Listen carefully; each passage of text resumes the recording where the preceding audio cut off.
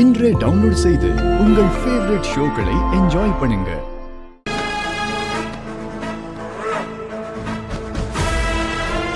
Sir கவனமாக கொண்டு போங்க, அழுத்தம் கொடுக்க வேணாம், சரியா?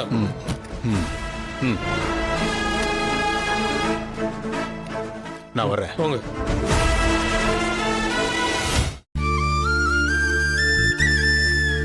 மாயா, இந்தா பாலக்குடி புடி, அப்படியே மாத்திரை போட்டுக்கோ.